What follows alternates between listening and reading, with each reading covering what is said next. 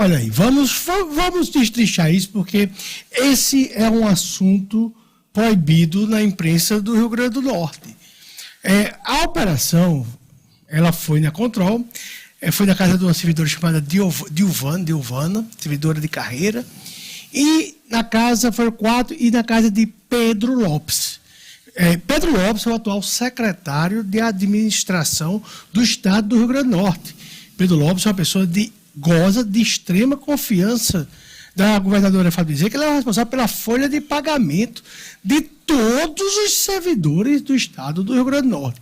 É muito importante a gente falar dessa história, porque aqui, por exemplo, a gente já deve ter falado de Pedro desses 4 anos e 3 meses da governadora Fátima Bezerra na gestão, umas 30 vezes, e dessas 30, 29 deve ter sido de relatórios e dossiês de Pedro. Pedro conseguiu abrir a CPI do Arena das Dunas um verdadeiro absurdo, quando não se tinha mais que tratar, devido a os relatórios dele. Pedro se gabava, depois eu vou até fazer essa pergunta ao doutor Gilberto. No privado ele se gabava, dizendo, no TCE mando eu. A gente vai já entrevistar o presidente do Tribunal de Contas do Estado, eu vou fazer essa pergunta ao doutor Gilberto, se quem manda lá são os conselheiros ou Pedro. Pedro, ele tinha uma fábrica, dentro lá do governo, de produzir relatórios e dossiês. Não são contra inimigos da governadora Fátima, não. São contra adversários, não. São contra pessoas que ele acha que são inimigos. É por isso que eu acho que tem que separar muito bem a investigação aí para nele. Isso é um caso referente à Secretaria de Educação. Eu vou te contar uma história aqui no Jornal das 6 que ninguém sabe. Ninguém sabe. Eu vou contar agora, eu não botei no blog, que eu deixei aqui para o Jornal das 6. Os 2 delegados que estão responsáveis, a Carla Viviane, se não, veja o nome do delegado, que é um nome esquisito, agora eu esqueci. Tem 2 delegados responsáveis. Eles pediram o afastamento de Pedro Lopes da secretaria. Eles pedem o afastamento. E por que não foi dado? A juíza ter muito cuidado. Porque o cargo de controlador geral, da época dessa investigação, ele é um cargo que ele não é considerado, inclusive pelo TCE, e o doutor Gilberto Jales, que vem aqui, como cargo de secretário. Não é. E o cargo de secretário de administração é secretário. Então a juíza teve cuidado de não afastar, para não dizer, olha, a competência desse afastamento de um secretário de Estado é do TJ. Não do primeiro grau aqui da Justiça do Estado do Rio Grande do Norte. Esse caso de Pedro mexeu com muita gente. Eu conheço, e eu vou dizer, uma vítima dele. É o Zinho. Não, a história é muito engraçada, já contei aqui, vou contar a segunda vez, mas é importante contar para vocês verem o que é que Pedro criaram. O auditor fiscal do Estado do Rio Grande do Norte, no grupo do sindicato dos autores fiscais, botou o seguinte áudio. Pessoal, vamos fazer auditor fiscal, que investiga em empresa. Vamos fazer uma investigação contra Gustavo Negreiros, porque ele tem criticado muito a governadora Fátima Bezerra, e Pedro Lopes quer pegar Gustavo num dossiê. O auditor fiscal botou o áudio lá no áudio do grupo do sindicato dos autores fiscais do Estado do Rio Grande do Norte. E o áudio veio para minha mão, pá, caiu para mim. Né? Mandaram um X9 lá. E aí eu escutei e passei para Pedro. Pedro, que história é essa? Usando o Estado aí, o autor fiscal vai me investigar com dossiê. Aí ele, não, isso é história. Aí depois eu tenho o nome do cara, fulaninho tal, tá aqui, diz Gustavo. Está usando seu nome. Ele disse, mas você me conhece, eles conhecem, por isso mesmo, que eu estou lhe perguntando. Aí Pedro disse, olha, esse autor fiscal, Gustavo, ele tem uma diabetes em alto grau, ele está ficando cego, ele não está bem do juízo. Aí eu disse, está certo, Pedro, ele está bem. Aí fique sabendo que eu estou sabendo, viu, Pedro? E Pedro agia dessa forma, usando e utilizando o poder. Mexeu em muita gente. Agora, o outro lado aqui. Ana Cláudia, delegada-geral da Polícia Civil, e Coronel Araújo não sabiam.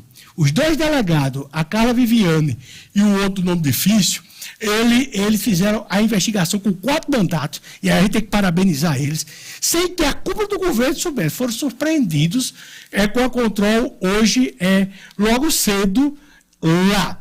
Esse decreto, esse núcleo de delegados, o bom da história, foi criado, sabe por quem? pela governadora Fátima Bezerra. É um decreto de 2020 assinado. Me lembrei de ela de Pedro. A Leroy Berlan, que é a Leroy, aquela Leroy Material Construção. Na pandemia, a Leroy, Ciro, ela foi fechada lá, foi fechada por causa dos ar-condicionados e foi aplicada uma multa de R$50 mil. Quem foi que fez fechar a Leroy Berlan? Quem foi que estava lá? Pedro Lopes. Pedro Lopes foi o cara que mais defendeu aquela operação que afastou Maura, a secretária de Junta de Saúde. Foi ele que foi defender também a questão dos respiradores. O cargo dele de controlador, e esse nome controlador geral do Estado, você olha assim, é mais que o desembargador, é mais que o governador, porque ele controla tudo. Nada. Ele se utilizou o tempo todo esse cargo. Você não tem no jornal esse nome, não tem uma rádio, não tem uma TV. O que está acontecendo com o Estado do Rio Grande do Norte? Foi lá na casa dela, tem vizinho. Todo mundo sabe o que aconteceu. Foi pedido, olha o processo, pode olhar que está em sigilo. Foi pedido o afastamento dele hoje. Pedro Lopes foi candidato a deputado estadual em 2022. Tebaldi, doutor Tebaldi, o delegado que, junto com a doutora Carla Viviane, estão fazendo essa investigação sensacional. Doutor Tebaldi, a quantidade de elogios que eu escutei hoje, a sua postura profissional, o seu testemunho, e toda a sociedade do Rio Grande do Norte tem a obrigação moral, desembargadores, juízes, o TCE, de proteger doutor Tebaldi e doutora Carla Viviane. Porque a pressão que esse pessoal vai sofrer, porque é diferente de juiz e de promotor, que eles não podem ser removidos, e não tem presidente de TJ que possa mexer com um juiz, ou não tem procurador-geral de justiça que possa mexer com um promotor, com delegado é diferente. Esse pessoal amanhã pode estar trabalhando em São Miguel, pode estar no outro dia em Pagrossos, no outro dia. Então, assim, a gente teve aqui uma delegada, doutora Filgueira, que veio aqui, que investigou o Banco do Brasil, que ela veio aqui, vocês lembram que ela veio aqui da 96, pedir socorro, que estava sendo afastada. Por quê? Porque naquela investigação tem uma pessoa que tem uma assessoria muito próxima, um político importante do PT, que era a mulher que planejou, junto com o gerente, o roubo da agência. Doutora Filgueira veio aqui pedir esse negócio. O delegado de Parnamirim, de Macaíba, veio lá em Sérgio Costa, metendo a colher. Pedi também aqui na 96 FM, porque estava incomodando o jeito e tinha que ser afastado. Então, vamos ter cuidado com esse pessoal. Protegi-los. Dinarte Assunção. Nas primeiras horas do dia, a Polícia Civil cumpriu mandados de busca e apreensão expedido pela 10ª Vara Criminal de Natal, autorizados pela juíza Lena Rocha, contra Pedro Lopes, ex-controlador-geral do Estado, e uma servidora de carreira da Control, que eu vou dar o nome aqui dela, a Francisca Dionalva Pereira Camelo.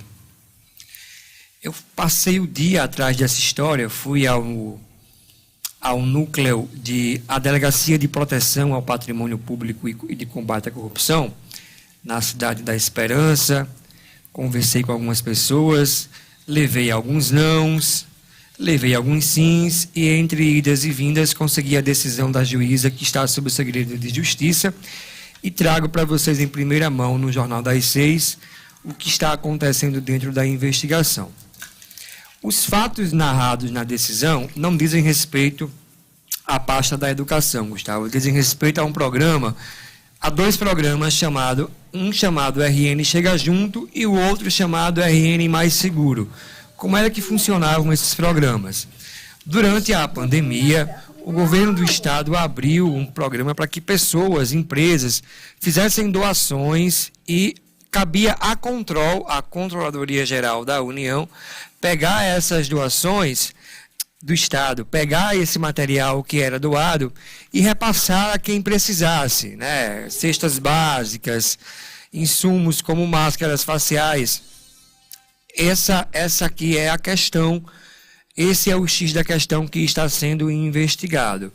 A suspeita era de que o material que chegava no almoxarifado da Control era lançado no sistema como entrada, como saída, mas o destino dado às cestas básicas, às máscaras faciais, por exemplo, não batia com o que o sistema estava registrado.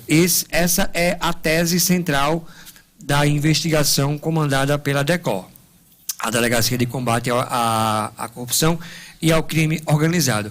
Me chama a atenção, pelo que eu consegui ver hoje ao longo do dia do processo, a relação de causa e efeito que eu não sei ainda mais o que tem, porque os delegados afirmam, dentro dessa petição, que Pedro Lopes teria desviado essas cestas básicas, essas máscaras, em 2020, com foco em 2022. Me falta algo que sustente essa tese de que ele desviou cestas básicas porque pretendia ser candidato a deputado estadual 2 anos depois desses desvios terem acontecido. E esse é um caso que ainda vai repercutir muito, porque o MP foi contra os mandados de busca e apreensão. Foram 2 tipos de medidas cautelares pedidos, não foi só busca e apreensão. Foi pedido o afastamento da servidora e de Pedro, e foi pedido a busca e apreensão tanto na Control quanto nos endereços ligados aos 2 investigados. A 46ª Promotoria de Natal, que é a de Defesa do Patrimônio Público, pediu que a juíza negasse os pedidos de afastamento, disse que não se sustentava, que não era seguro, e também pediu que não fossem deferidos os pedidos de busca e apreensão, porque faltavam elementos além do que estavam postos. Quais foram os elementos que embasaram o pedido de busca e apreensão que a juíza decidiu deferir? Especialmente o depoimento de uma estagiária. Foi essa estagiária que, em 2021, levou o caso à Polícia Civil e indicou que teria havido esses desvios de cestas básicas e de máscaras faciais durante a pandemia de Covid-19. Quando eu tive tudo isso nas mãos, eu fui saber ainda o bastidor de qual era a situação de Pedro Lopes dentro do governo, porque, via de regra, quando se tem algum tipo de acusação desse tipo, a pessoa emite uma nota, a pessoa geralmente sai, a pessoa, enfim, toma algum tipo de providência, porque vai ter algum tipo de desgaste gerado contra alguém que é investigado.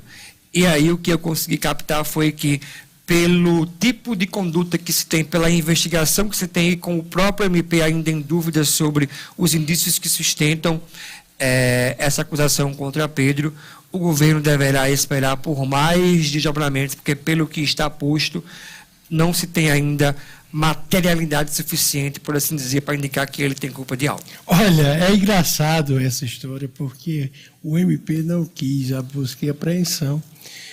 A imprensa do Rio Grande do Norte não publica a história, né? E vai continuar tudo que está. Eu temo só pelos 2 delegados, sabe? Como é que vai ser o futuro da carreira desse pessoal?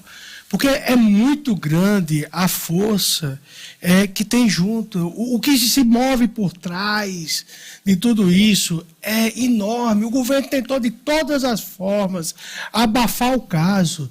Servidores hoje foram proibidos de entrar no prédio da Control. Não foi por polícia ou por mandato judicial, não. Foi pelo próprio governo. Quando eu comecei a noticiar isso, era 6h50, 6h40, começou às 6 horas a operação. Só 10h48 o governo, em alguma forma, se manifestou, porque ele estava certo que ia conseguir abafar.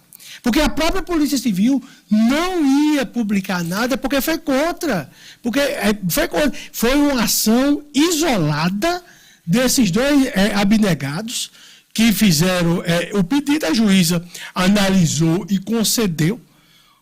Um pedido robusto, mas que não se quer ver, como se quer ver várias coisas. Você disse que só depois das 10 horas foi que o governo se pronunciou. Se pronunciou como? A Polícia Civil disse que, foi cumprido 4 mandatos de busca e apreensão, né, numa investigação sigilosa contra ex-servidores e servidor. da pasta da Control. Essa foi a primeira vez que o governo se manifestou. Esse foi o primeiro release. E o segundo release foi da Control, por volta de 12h40, 12h30, a Control solta um release do nada. Do nada. A história não é essa de estagiária, não. A história também é que Pedro cresceu muito no coração. Está na decisão. Eu sei, mas a estagiária foi ouvida. Mas quem fez chegar tudo isso não foi só a estagiária, não. A história é muito maior. Pedro estava crescendo muito no governo Fata. Assim como Cadu cresceu. Lembra que Cadu era segurança? Falava Cadu. Saúde, Cadu, tudo Cadu. Aí, de repente, Cadu caiu em desgraça, quando ele disse que ia ser político. Ele disse que é secretário da deputado federal. Lembra que tem uma história que Cadu caiu em desgraça, voltou a ser secretário só de tributação. Está lá, na dele, né? Na dele. Pedro também estava vindo nesse crescimento. E aí teve um secretário do governo Fata que teve ciúmes do crescimento. Teve ciúmes, porque estava se sentindo, a posição dele ameaçada. Mas aí seria o uso da Polícia Civil contra Pedro? Não, ele vazou a informação. Ele não mandou como Pedro investigar, nem ele mandou a Polícia Civil investigar, não. Ele fez chegar só as coisas estranhas, tá entendendo? Saindo, sabe, dali, tudo. Pessoal, aí a polícia começou a fazer a investigação. Tem uma área que foi criada por Fátima, vale salientar isso, para fazer esse tipo de investigação. Só que o negócio foi tão gritado que perdeu o seu controle. E olha como a governadora olhou para a Ana Cláudia e disse: Ana, é você. Como é que foi isso? Eu não estou sabendo. Eu vou. Deixa só antes de você dizer eu vou. Tem aqui o Fauzi Oliveira, ele está dizendo o seguinte: gente, evitem a ponte Newton Navarro. Nesse momento tem 4 carros quebrados no sentido Zona Norte. Pessoal, só um minutinho, evitem sair, porque está tendo um protesto também do Dia das Mulheres e do Cinti, com pouquíssima gente na Avenida Hermes da Fonseca. A Avenida Hermes da Fonseca está completamente travada nesse momento. O trânsito de Petrópolis está travado, há vias que pode se escoar, como a Romualdo Galvão e a Prudente Moraes e a São José se encontram também no estado. Eu preciso voltar ao ponto de que, assim, eu vou ter cuidado com isso, porque foi uma coisa que eu vou evitar opinar. A decisão da juíza diz que a tese da Polícia Civil é de que ele teria atuado em desvios de cestas básicas e máscaras em 2020, com foco na eleição de 2022. Ele planejou 2 anos antes a eleição de deputado estadual, utilizando o almoxarifado da Control, sem que tenham sido acostados até aqui qual é a relação que se estabelece entre um e outro, entre desviar cestas básicas em 2020 e pensar em ser candidato a deputado estadual em 2020. Isso é o que está na decisão da juíza, que a tese da Polícia Civil é essa: se houve fogo amigo, se... Eu estou falando dos bastidores, como se sempre fala aqui. É tranquilo falar isso, do que quando a gente sabe das informações de como ocorreu. Então, eu estou falando dos bastidores. A tese da Polícia Civil oficialmente. Sim, a Polícia Civil não vai dizer, olha, tem um X9 que é fulano tal, não vou dizer. Não, ela disse que uma estagiária... A estagiária foi oficialmente nos autos. O depoimento e disse, olha, eu estava na Control em 2020 quando eu vi que aconteceu isso aqui. E é interessante, pessoal, porque assim, é uma investigação que levaram os computadores da Control. Se você for nesse momento agora na Control, os computadores foram todos recolhidos. E sempre se falando assim, não, foi com o Control, ex-Control. Não, a operação, quem está envolvido é o secretário de administração do Estado do Rio Grande do Norte. Não é um cargo de menor ou um ex, não. Ele está em gozo de suas funções. Olha, voltou a circular nessa semana as